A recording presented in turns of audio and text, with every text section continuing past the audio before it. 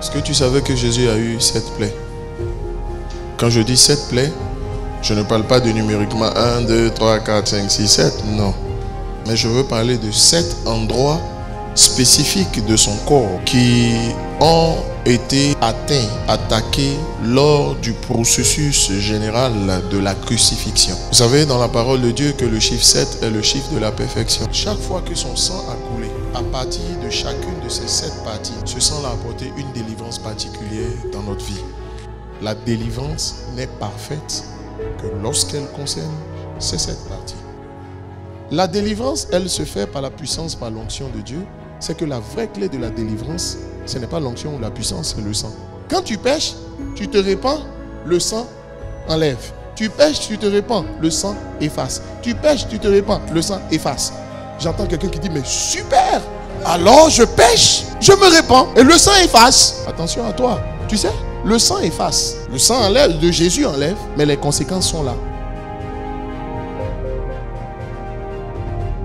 La condition qui était la tienne lorsque tu étais dans le monde et puis la condition qui est la tienne ou qui sera la tienne, maintenant que tu as pris, ça ne peut pas être la même chose. Ta vie ne peut aller qu'en s'améliorant. Regarde, comme tu n'as pas été amélioré, tu as été transformé, ta vie ne s'améliorera pas, elle sera transformée. La nouvelle création doit comprendre quelque chose. Autant elle n'est pas devenue une nouvelle création par processus. Tu n'es pas devenue une nouvelle création par processus. À l'instant même, at the moment, à l'instant même où tu as accepté Jésus, tu es une nouvelle création. Tu n'as pas eu besoin de rentrer à la maison, aller changer tes habits d'abord. C'est pourquoi Joseph n'a pas eu besoin d'aller se laver avant de venir être investi roi. Il est parti avec ce qu'il avait. Et ça ne l'a pas empêché de recevoir la royauté. Ça veut dire qu'il n'était pas prêt. Il ne s'était pas encore lavé, il ne s'était pas encore vêtu. Il n'a pas eu besoin de dire à Dieu, attends, je m'en vais me changer, je reviens. Non, instantanément. C'est pas par processus que tu es une nouvelle création. C'est pas par processus que Dieu va changer ta vie aussi.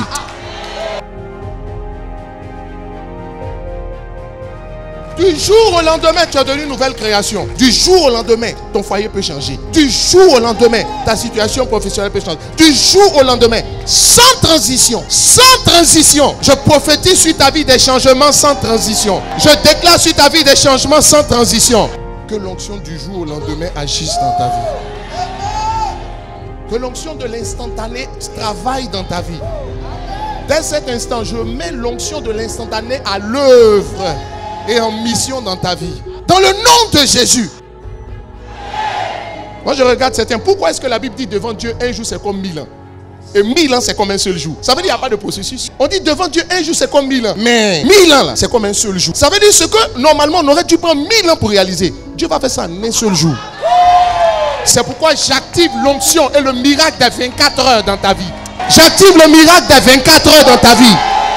J'active le miracle des 24 heures dans la vie de chaque personne ici. Reçois un miracle en 24 heures. Reçois un miracle de 24 heures. La durée de ton miracle, la durée, le temps que tu auras besoin pour faire le miracle, 24 heures. Je dis reçois un miracle en 24 heures. Dans le nom de Jésus.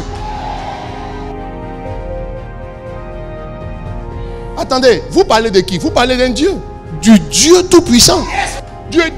Quand Dieu a dit que la terre soit, la terre n'a pas attendu. Dieu dit que la lumière soit. Et la Bible dit, et la lumière fut. Que le mariage soit. Et le mariage fut.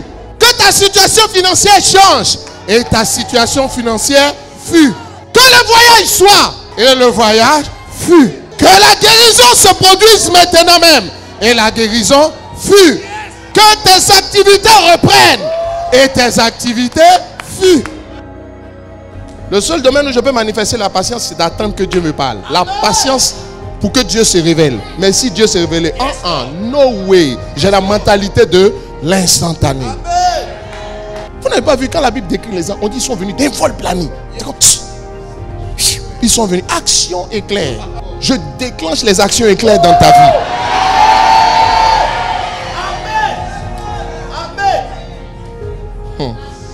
Et puis les anges sont des créatures spirituel. Regardez comment le Concorde peut aller vite. Les gens ont créé le train TGV, ça doit aller vite, vite, vite, vite. Les anges vont plus vite que. Les anges sont mes serviteurs. Toi aussi sont tes serviteurs, si je ne sais pas. Dès cet instant, je les mets en mission pour toi au nom de Jésus. Qu'ils aillent partout où Dieu a envoyé sa parole, afin que la parole du Seigneur s'accomplisse pour toi. Regardez, la femme pécheresse, elle vient. Les gens sont habitués à la mentalité du processus. Ils s'attendaient à ce que Jésus la prenne là, il fait cul d'âme, lui donne la fiche de cul d'âme, va remplir, qui va dire tu as combien de démons, tout ça. Puis pendant qu'ils sont en train de faire tout ça, il dit, femme, va, tes péchés te sont pardonnés. Jésus dit, détruisez ce temple, je le reconstruis en 3 jours. Aïe! Ils s'asseyent, ils disent, mais il parle de quoi ce petit? En 3 jours. Mais ce qu'ils ne savaient pas, il parlait de sa mort et de sa résurrection. Je vais vous expliquer. Le premier jour, c'est sa mort. Le deuxième jour, n'est-ce pas, c'est son ensevelissement. Le troisième jour, c'est sa résurrection. En fait, quand il parle de jours, il ne parle pas de jours chronos, 1, 2, 3. Il parle de 3 phases, 3 temps.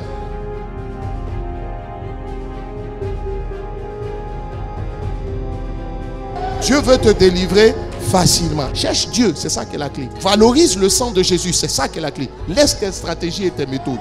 Cherche le Seigneur. Honore le Saint-Esprit. Reconnais la valeur qui se trouve dans le sang. Et puis place Jésus en première place. C'est clair que tu auras la récompense de Dieu.